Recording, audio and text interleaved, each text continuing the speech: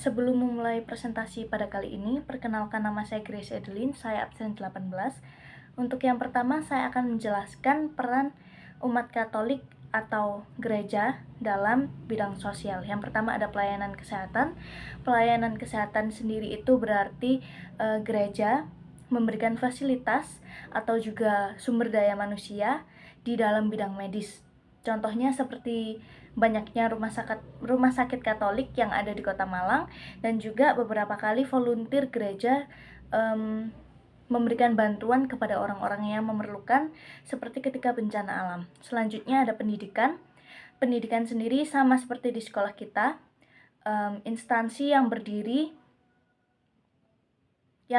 yang disupport oleh umat-umat Katolik. Selanjutnya ada bantuan sosial. Bantuan sosial juga sudah kita temukan beberapa kali di sekitar kita ketika terjadi bencana alam atau misalkan isu-isu global lainnya. Terkadang umat Katolik dengan rasa simpati dan empatinya akan bersatu untuk memberikan bantuan kepada orang-orang yang terkena atau terdampak dari isu global tersebut. Selanjutnya ada advokasi HAM. Selain dari yang sudah saya sebutkan, nyatanya umat Katolik juga menerapkan ajaran-ajaran gereja seperti kasih, keadilan, dan juga perdamaian dalam lingkungannya, yaitu menyuarakan hak asasi manusia. Misalkan terjadi isu diskriminasi atau penyalahgunaan kekuasaan, umat Katolik sudah pastinya akan berusaha untuk menyuarakan suara korban agar bisa ditindaklanjuti dan juga dijunjung tinggi haknya, karena terkadang masih banyak sekali di sekitar kita itu penindasan HAM yang dilakukan oleh orang-orang yang lebih berkuasa atau juga penyalahgunaan hukum. Jadi misalkan orang-orang yang dari kelas bawah, mereka dicurangi ketika mereka berusaha untuk menyuarakan suara mereka. Nah, di sini peran umat Katolik adalah membantu mereka untuk menyuarakan hak mereka sendiri. Yang terakhir ada pengembangan masyarakat. Pengembangan sendiri ini bisa banyak sekali bentuknya. Jika di gereja saya itu biasanya kita ada persembahan.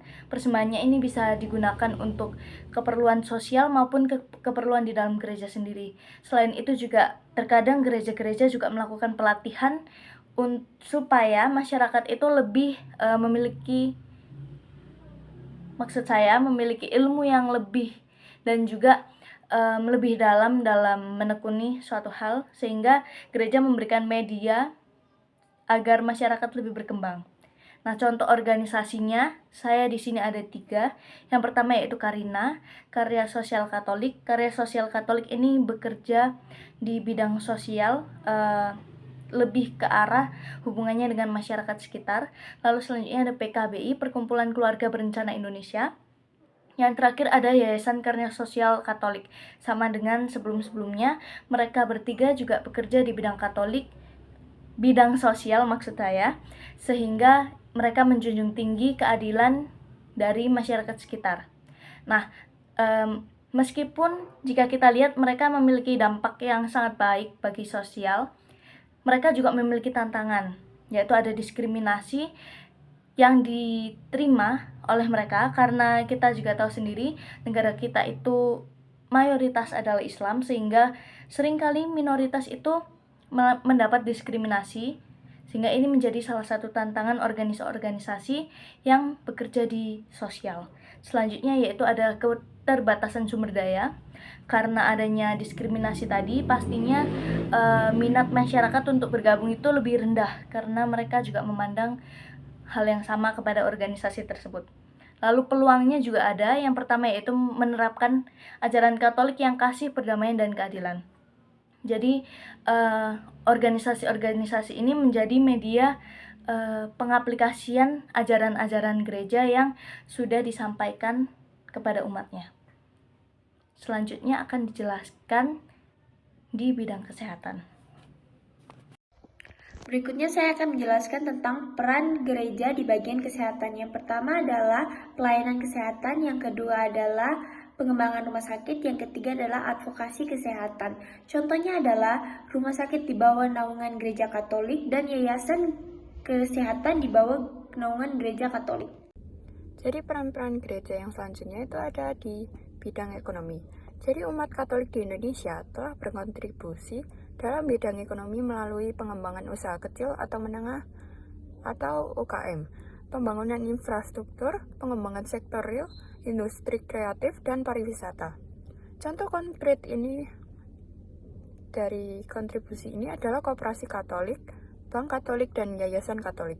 Dalam melakukan kontribusi ini, umat Katolik mendasarkan diri pada prinsip-prinsip keadilan sosial, kesetaraan, dan kepedulian terhadap orang miskin. Berikutnya adalah peran Gereja Katolik pada bidang pendidikan. Yang pertama adalah pembangunan sekolah dan universitas. Gereja Katolik juga terkadang lebih sering memberikan sumbangan atau dukungan dalam bentuk apapun pada pembangunan universitas maupun sekolah. Yang kedua adalah pengembangan kurikulum.